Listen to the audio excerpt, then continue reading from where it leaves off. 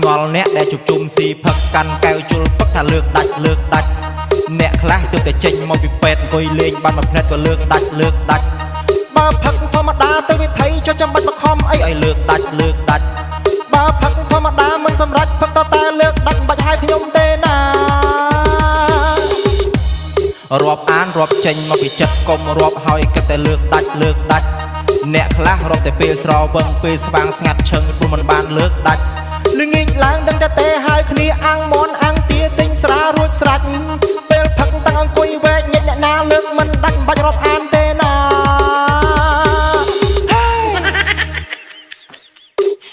ផឹកស៊ីឲ្យមានរបបមានរបៀបផឹកតែសារសុខភាពកុំលើកដាច់យើងផឹកកុំខ្លាចអ្នកលក់ក្របើផឹកយកល្អកុំលើកដាច់